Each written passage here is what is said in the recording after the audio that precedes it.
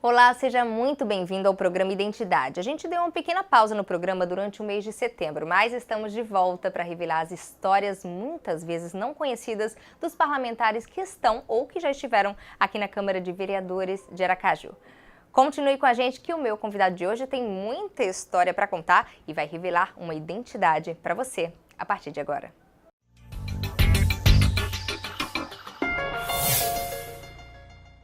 Ele ingressou na política ainda muito jovem, aos 16 anos de idade. Enfrentou a prisão e torturas na luta pela redemocratização do país. Foi autor de projetos de lei muito importantes para Aracaju e o primeiro presidente da lei orgânica do município. Tudo isso sem deixar de ser o velho, assim conhecido pelos mais íntimos, né? Sergipano de Canhoba, que é muito querido por todos que compartilham da sua companhia. Seja muito bem-vindo aqui ao programa Identidade, Marcelo Bonfim. Olha, eu não preciso dizer que estou tranquilo, satisfeito. Para mim é uma honra muito grande estar aqui hoje. Esta casa, eu começava dizendo aqui a vocês, esta casa faz parte da minha vida, da minha história de vida. Eu comecei como servidor público aqui no serviço de água e esgoto que funcionava aqui nesse prédio. E aqui eu fiz minha vida. Depois o serviço de água e esgoto se transformou em DESO e eu fui várias vezes preso aqui. A primeira vez fui preso ali, onde é hoje o plenário da Câmara de Vereadores, que trabalhava datilografando. Não tinha computador, não tinha, era na máquina Hamilton, datilografando os recibos de água da população de Aracaju. E aí fui preso. Fui preso em abril de 1964. Depois, fui processado, não fui julgado nem condenado, porque era menor de idade, não tinha mais de 20 anos. Voltei a trabalhar aqui. Depois, o serviço de água e esgoto passou a ser empresa, DESO, e eu saí. Deixei de ser estatutário, não quis deixar de ser estatutário, porque vivia numa ditadura e corria o risco de, a qualquer momento, ser processado e perder o emprego. Era preferível continuar no regime estatutário. E fui colocado à disposição da Justiça Eleitoral, que funcionava aqui, onde é hoje o gabinete da presidência da casa. E, de novo, fui preso em 76, trabalhando aqui nesse prédio. Coincidentemente, em 1988, sou eleito vereador pela primeira vez. E nesta casa, presidi a elaboração da primeira e da única Constituição do município de Aracaju. Tudo isso em decorrência da nova ordem democrática e jurídica que se processava no país com a derrota e a derrubada da ditadura. Veio a nova Constituição, a Constituição dita por Ulisses Guimarães, a Constituição Cidadã, que determinou, né, que as câmaras municipais tivessem a prerrogativa de elaborar a sua própria Constituição, que é a nossa lei orgânica. Fui o presidente. O senhor foi o presidente pela primeira vez. A gente vê que realmente essa casa traz muita história para o senhor, né? A gente vai contar isso aos pouquinhos, a gente revela para vocês que estão assistindo agora, aos pouquinhos isso durante o programa, mas vamos começar dos primórdios primeiro, como é que tudo começou? A gente falou aqui no início do programa que o senhor é sergipano de Canhoba, nascido e criado lá?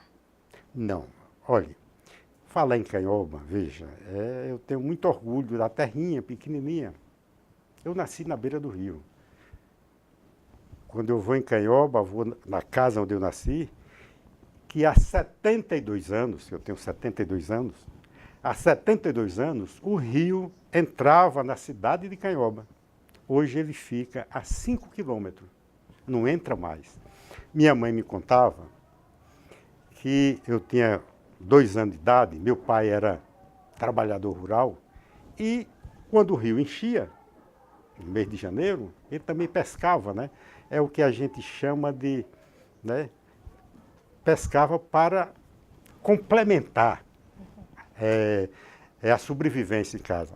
E ela ficava no quintal da casa, comigo dentro de uma bacia, de uma gamela. A gamela era feita de uma madeira, né? Numa gamela ali, e ela ficava esperando meu pai chegar. Hoje o rio, eu repito, passa a 5 quilômetros, não chega mais em Canhoba. Canhoba é uma cidadezinha, mas que teve um governador. É verdade. Né? Doutor Heronildes Carvalho, né? Que não foi eleito, ele foi um ditador da época de Getúlio.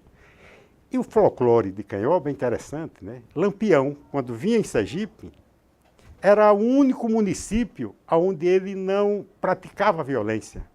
Sabe por quê?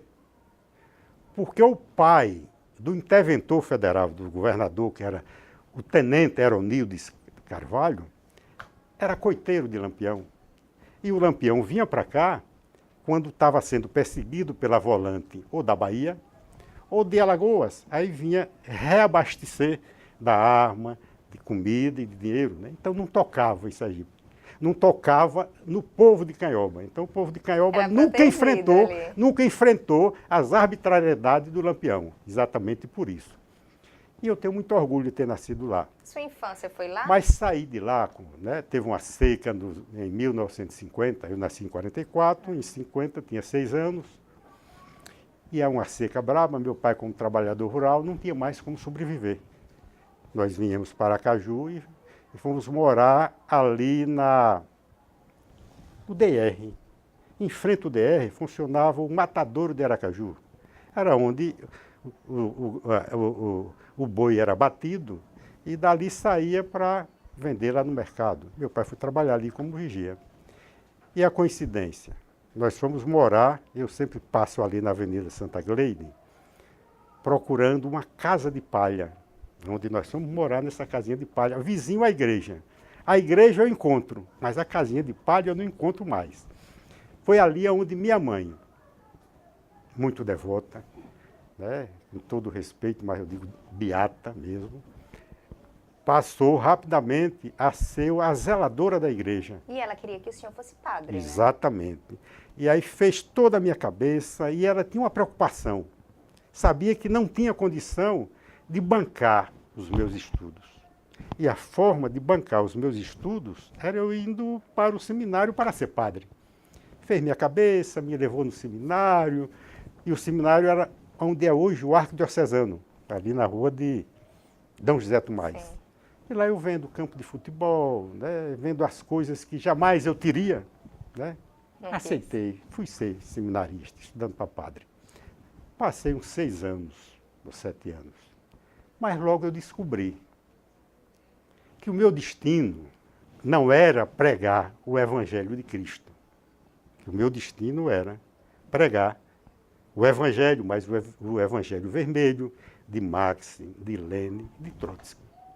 E não era, né, o meu caminho não era ser padre.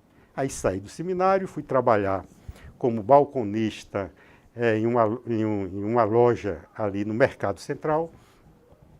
Foi nessa época que o senhor casou também ou foi mais pra frente? Não. E aí, uma bela noite, eu saí do trabalho e estudar no Colégio Tobias Barreto. E o Colégio Tobias Barreto hoje é um colégio do Estado, né, da rede estadual. Naquela época era uma escola particular. E tinha o doutor Thieres, professor Thieres, que era da região de Canhoba, né, conhecido do meu pai, de minha mãe, e me arranjou uma bolsa de estudo. E eu fui estudar lá. Exatamente no dia 24 de agosto de 1961, eu chegava na porta do Colégio Tobias Barreto e tá aquela zoada, né? Greve. Eu não entendia de greve, não sabia por que era greve. E aí perguntei, disse, não vai ter aula. Mas por que não vai ter aula? Porque nós estamos em greve e vamos sair daqui para a porta da Prefeitura de Aracaju. Não entendi nada, né? Mas aí o pessoal saiu, os estudantes todos saíram, eu acompanhei até a frente da Prefeitura. Uhum.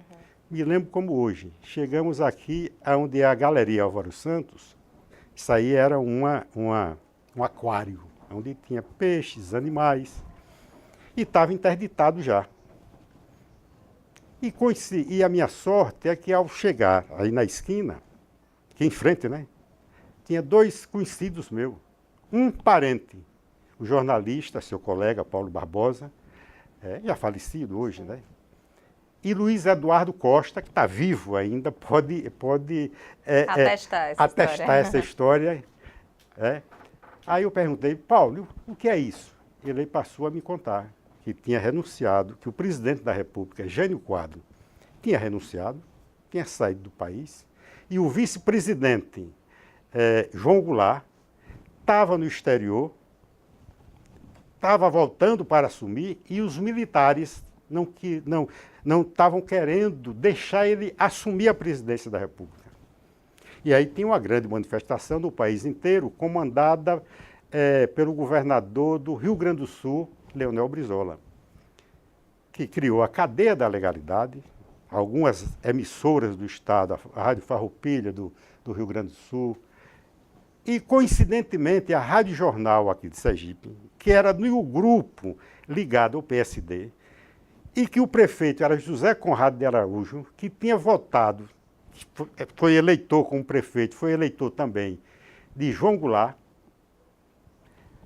colocou a Rádio Jornal em cadeia, e aí a Rádio Jornal passou a transmitir os discursos de Leonel Brizola, convocando a população para sair às ruas para reagir, impedir o golpe e garantir a posse do presidente constitucionalmente eleito, que era o João Goulart. Esse momento marcou sua vida, porque foi daí que começou a ingressar na vida política, né? Exatamente. A gente conta essa história, daqui a pouquinho a gente continua. Se você está curioso para saber, continua aqui com a gente no programa Identidade, que já já a gente volta para continuar essa trajetória, conhecendo um pouco mais da identidade de Marcelo Bonfim. A gente volta já. De volta com o programa Identidade, hoje contando a história de vida do Marcelo Bonfim, que está aqui com a gente, falando um pouquinho do ingresso dele, digamos assim, dentro dessa vida política. Conta um pouquinho sobre essa militância a favor da democracia do nosso país. Olha, exatamente, eu estava contando aqui a história da renúncia do presidente Jânio Quadros. Foi a partir do dia 24, coincidência, 24 de agosto de 1961, que eu me descobri, ou me descobriram. E diante das dificuldades, né, que a gente enfrentava, né, da exclusão, do sofrimento de meu pai, de minha mãe, né, eu sempre procurava encontrar resposta. Por que tanta injustiça? Por que tanta miséria? Por que tanta discriminação? Por que tantos com tantas coisas e tantos sem nada? Por que isso? Por que as injustiças? E foi a partir daí, conversando com esses amigos meus, Paulo Barbosa e Luiz Eduardo Costa, que está vivo ainda hoje, pode repetir essa história, que eles começaram a botar as coisas na minha cabeça, me entregar livros, e o primeiro livro que eu li, imagine, Manifesto Comunista de Karl Marx. Né? Aliás, todo comunista, todo cidadão, né, que ingressa no Partido Comunista, o primeiro livro que ele tem que ler, que é um livrozinho pequeno, é o Manifesto Comunista. Está ali a base, está ali toda a teoria sintetizada do que é a luta pela transformação da sociedade. Pronto. E a partir daí ingressei, me tornei um militante, um tarefeiro do Partido Comunista. 61 passou, depois veio a campanha das reformas de base. João Goulart assumiu a presidência da República, mas assumiu de uma forma que não era o verdadeiro presidente, né? Assumiu num regime parlamentarista, uma imposição do Congresso Nacional.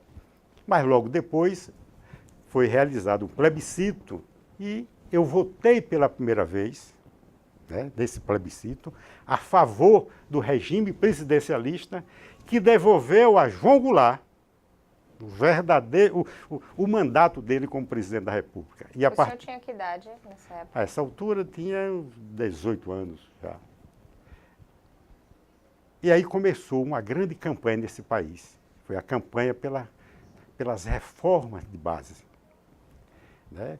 um projeto traçado e discutido e traçado por Celso Furtado, né? Economista, que pensou o novo país, pensou o novo Brasil. Né? Era a reforma do Estado brasileiro, a reforma da educação, a reforma política, a reforma no judiciário, a reforma agrária, enfim, toda a reforma do Estado brasileiro. E essa reforma que nós lutamos nos anos 60, a gente continua ainda hoje lutando por uma reforma do Estado. Está aí, está aí. Está aí hoje o Estado brasileiro, que é sustentado em um tripé, executivo, legislativo e judiciário, que a nossa Constituição Cidadã de 88 diz que esse tripé é independente e harmônico entre si, e a gente verifica que essa independência e essa harmonia não existe. É o judiciário invadindo o legislativo, é o legislativo desrespeitando a legislação brasileira, né? É o executivo também. Então, é preciso uma reforma do Estado brasileiro. Começamos a campanha e não concluímos, né, as reformas de base porque os Estados Unidos patrocinou o golpe de 64. E aí fomos presos de novo e a partir daí eu não fui proibido de estudar, né? Não tive mais condição de estudar e não tive uma outra alternativa a não ser ir para a clandestinidade, né? Lutar contra a ditadura, resistir e chegando ao ponto de ter que sair do país para não ser... Naquela época era difícil você fazer oposição, era complicado enfrentar a ditadura. Quando preso, era torturado. Eu tenho vários companheiros meus que até hoje as famílias procuram os restos mortais e não encontram, porque foram jogados no mar. Foram presos, torturados, assassinados na base da tortura e jogados no oceano. Naquela época? Hein? O senhor teve medo naquela época? Mas olhe, o medo é a coisa mais importante que a gente tem que ter. Só tem coragem quem tem medo.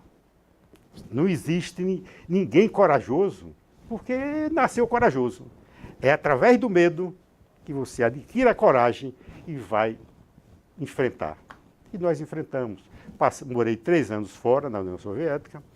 Ao voltar, já existia no Brasil um clima mais acirrado, né? A ditadura estava mais violenta, estava prendendo, estava torturando, estava matando mais. Já tinha o ato institucional número 5, na universidade tinha o decreto 447, né? E aí veio a Operação Cajueiro, que me prende aqui, no gabinete do presidente da casa, onde eu trabalhava no cartório eleitoral. E foi nessa época que o senhor foi torturado? Fui torturado. Ainda tenho marcas aqui no rosto. Porrada. Que tipo de tortura, assim? Todas que você pode imaginar. Do pau de arara, você sabe o que é o pau de arara, sabe? Pau de arara é um cavalete de um lado, um cavalete do outro, uma barra de ferro, ou um caibo, ou um ripão, onde lhe amarram as mãos e os pés, e aí todo tipo de porrada, choque elétrico, onde você deve... Pode imaginar onde eles davam choque elétrico. E a gente tem que aguentar 120, 220, e o choque elétrico lhe deixa, depois que lhe desligam a tomada, lhe deixa 5, 10 minutos você tremendo. Aí você pergunta, e resistiu? Claro, nós somos medicados para aguentar porrada. Ainda hoje eu cobro, exijo que os médicos que não torturaram fisicamente, que estão vivos até hoje, aqui em Aracaju, que foi nesta casa que eu denunciei 3 médicos que participaram desse processo de tortura. Um já morreu, mas 2 estão vivos em Sergipe. Eles antes tiravam pressão, auscultavam o batimento cardíaco, para saber até que ponto você suportaria a tortura. Nossa. Depois do processo de tortura, eles vinham de novo para ver como era que você estava. Alguns companheiros, inclusive um companheiro pedilário, quase que morre numa cena de tortura dessa, né? Porque ele não foi, né? Não tiveram o cuidado de ver a pressão dele, os batimentos cardíacos, e as primeiras porradas, o primeiro choque elétrico que deram nele, ele desmaiou e quase que morre. Na época, o senhor chegou a pensar em algum momento em desistir diante daquela situação? Não, nunca pensei, porque você não desiste de sonho. O sonho é uma coisa que você vai envelhecer. Eu, com 72 anos, estou aqui, continuo sonhando. Sonhando que um dia o mundo vai ser um mundo justo, um mundo fraterno, onde os homens e as mulheres vão ter direitos iguais. Não vai haver discriminação. Continuo sonhando que o capitalismo não é eterno. Como nunca foi eterno, né? O mundo já conheceu algumas formações econômicas e sociais. Escravagista, feudalista. Hoje nós estamos conhecendo o comunista, o capitalismo, que discrimina, né? Explora. Mas o capitalismo é eterno. Nós vamos ter que passar para uma nova formação econômica e social. E essa nova formação é a sociedade socialista. É um sonho? É. Sofri, enfrentei tudo isso porque sonhava em construir essa sociedade. O senhor está num projeto até para escrever um livro contando um pouquinho dessa sua experiência, né? Estou. E diante de tudo isso que eu fiz na minha vida, tem uma coisa que eu sempre digo. Fui um filho ausente, fui um pai ausente. Por que ausente filho? Por que ausente pai? Vivia escondido, vivia na clandestinidade, foragido, dias em Sergipe, tinha que sair perseguido. E hoje eu me agarro com quem? Com os meus netos. Tenho uma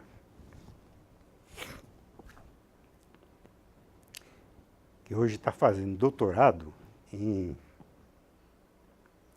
Coimbra, em Portugal. E já me disse, avô, quando eu voltar, nós vamos sentar para organizar o seu livro. E essa história eu vou contar. É a história da minha vida, que não é só minha, é a história de vida de toda uma geração que sonhou, continua sonhando, e que nós vamos ver, se eu não ver esse sonho realizado, se meus netos e bisnetos não ver, mas o capitalismo não é eterno. Ele vai ter que desaparecer e vai ter que ceder lugar a um novo, uma nova ordem econômica. E, na minha avaliação, essa nova ordem é a sociedade socialista. Tem muita história para contar mesmo, são muitas emoções, é muita coisa vivida. A gente vai dar um breve intervalo, mas voltamos daqui a pouquinho.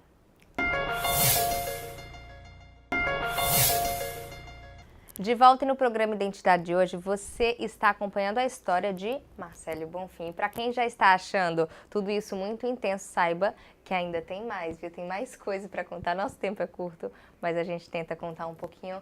Bom, a gente estava falando no bloco passado, encerramos falando dos seus netos, né? Do seu amor pelos seus netos, para tentar até recompensar um pouco do tempo que não foi tido, digamos assim, como filho e como pai. Você foi pai de 4 filhos, é isso? Isso. Um deles faleceu, você não tem mais em sua companhia. Como é que foi esse momento para você? Olha, geralmente a gente está preparado para viajar primeiro, deixando os filhos, né? Quando o filho vai primeiro, é muito trágico, né? Isso você não consegue entender. Né? É a inversão. Né? O natural é o pai, é o velho viajar.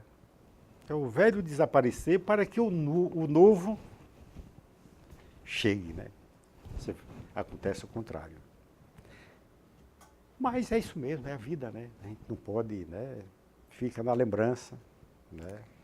Eu não sou religioso, né? De estar indo para a igreja, rezando, mas eu acredito que onde ele estiver, deve estar me acompanhando, deve estar ouvindo, e a gente toca a vida. Sem dúvida. E exatamente por isso é que hoje eu me agarro, desculpe o termo, me agarro aos netos, né? Aí São 4 netos também. 4 netos, e daqueles exigentes, né? Essa, a Uli, que está lá em Portugal, tem que falar comigo todo dia. Não sou eu que... Ela quer saber o que foi que eu fiz, para onde foi, né? Quando é que vou para lá. Né? Aí a gente tem que... É uma forma também de preencher o vazio que ficou. E o segundo é também isso que eu já coloquei aqui, né? Eu fui um filho ausente, fui um pai ausente. Agora, é o único patrimônio que eu construí na minha vida. Meus filhos. O Marcelo, ele foi vereador aqui da Câmara de Vereadores de Aracaju por 2 vezes. Foi. Né? Isso conta um pouquinho dessa sua história, como é que você ingressou, que resolveu disputar aqui o parlamento? Olha, veja bem, a gente saía de uma luta difícil, né? A luta contra a ditadura, né? Aí tivemos, né? Eu participei da luta clandestina, né? O meu partido defendia a tese de que a derrubada da ditadura ela se daria no processo de organização da sociedade, no movimento de massa, né? Mas, às vezes, era preciso, né, uma intervenção mais, né, uma intervenção armada. E nós tivemos alguma participação com essa forma de luta. Mas depois veio a luta pela anistia, a campanha das diretas, né, que é uma campanha que dá hoje, todas as vezes que eu faço algum relato, me lembro da campanha das diretas, eu fico emocionado porque foi um movimento. O povo sentiu a necessidade de ir para a rua e dizer, chega, basta, chega de ditadura, nós queremos eleições diretas para presidente da República. Eu me lembro aqui da Praça Fausto Cardoso, quase 50 mil pessoas, não tinha carro de som para fazer a mobilização, a gente era nos bairros, aqui no calçadão, megafone. Não tinha trio elétrico, não tinha, né, esses instrumentos que tem hoje. E o povo foi mobilizado. Nós não conseguimos aprovar a emenda Dante de Oliveira, que devolvia ao povo brasileiro o santo sagrado direito de votar para presidente. Não conseguimos. Mas depois veio a campanha da Aliança Democrática, que aí nós fomos obrigados a ir jogar num campo onde todos nós condenávamos, que era o colégio eleitoral. Mas fomos para lá porque não tinha outro caminho. A luta pela anistia. As eleições diretas para prefeito das capitais, que desde o golpe de 64, as capitais, e Aracaju uma delas, não tinha eleições para prefeito. Os prefeitos eram indicados. Veio a eleição para prefeito. Depois veio a eleição em 85 para prefeito. Depois veio a eleição de 88. E aí eu fui candidato a vereador. E tive 2 grandes satisfações. A primeira foi ser presidente, foi escrever, ajudar a escrever a primeira Constituição do município de Aracaju, que é a lei orgânica. E o senhor é presidente, Presidente. Né? E foi pode ver que o texto da nossa lei orgânica, ela pode não ser a melhor, mas é uma das melhores do país. E quem estava com o senhor nessa época, participando, concorda, viu? E gosta muito. Eu vou mostrar agora para o senhor uma pessoa que estava com o senhor nessa época e ela tem uma coisa a falar sobre esse assunto. Olha só. Na elaboração da lei orgânica do município, nós tivemos a mesa diretora Marcelo Bonfim, o relator foi Mendonça Prado e o professor Jeremias, que era o secretário da mesa. Então era um compromisso de fazer a lei que ia reger o nosso município. Vários grupos de trabalhos compareceram apresentando emendas, como os médicos, os professores. E foi uma época de muito empenho dos funcionários,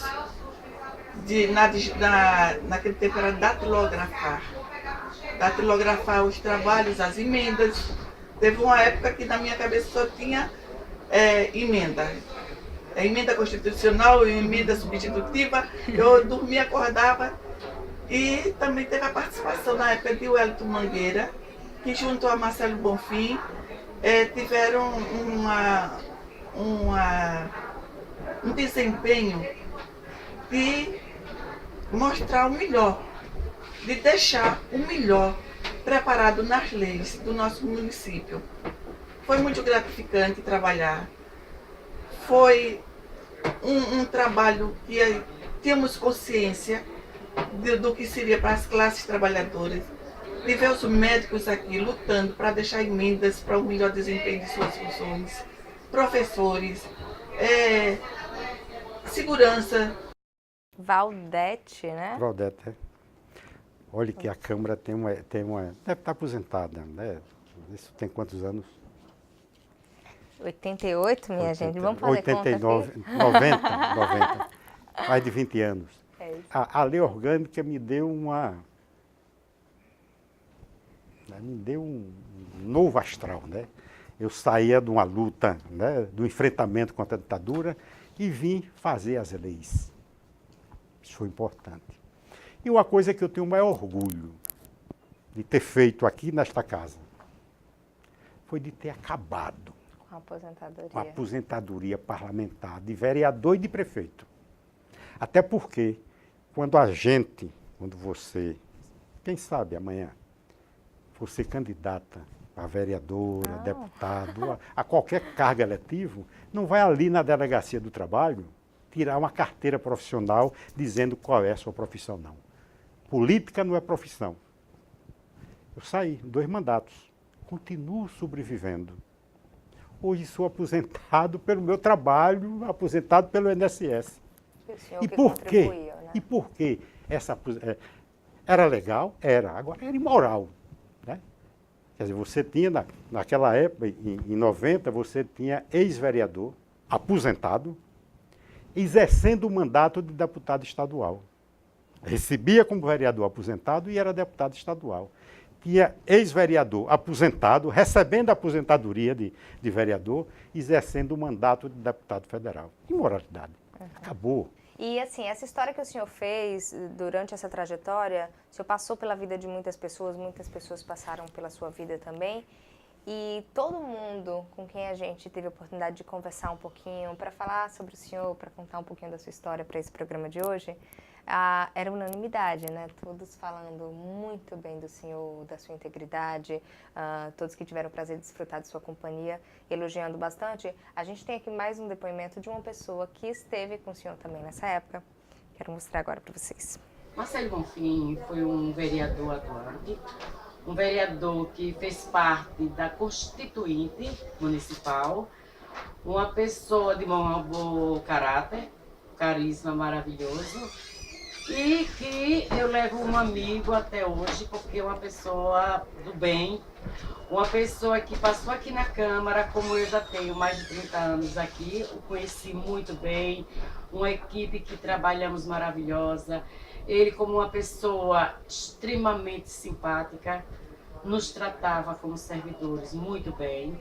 Então, o que é que nós guardamos do nosso ex-vereador, o nosso querido amigo Marcelo Bonfim? Muito carinho, dedicação, porque ele é uma pessoa que merece muito a nossa, como eu quero dizer, a nossa amizade. Isso é bom. Isso é gratificante. Valeu a pena, né? Eu acho que um dia desses me perguntaram, você foi preso várias vezes, eles bagaçaram, você teve que sair do país, passar 3 anos fora, quando voltou, até me disse isso que eu acabei de dizer aqui. Foi um filho ausente, foi um pai ausente. Valeu a pena. Eu olhei para essa pessoa e disse a ela, valeu. Porque os meus netos, os meus bisnetos, não vão passar pelo que eu passei. Que nunca mais ditadura nós vamos ter nesse país. Temos problemas, temos dificuldades. Estamos tendo agora dificuldades, do ponto de vista econômico, do ponto de vista político, mas não há nenhuma possibilidade de nós retornarmos a um regime ditatorial. Então, valeu a pena lutar. E ainda digo com os meus cabelos brancos, as minhas pernas trêmulas, a circulação do meu sangue, que não circula mais com aquela mesma velocidade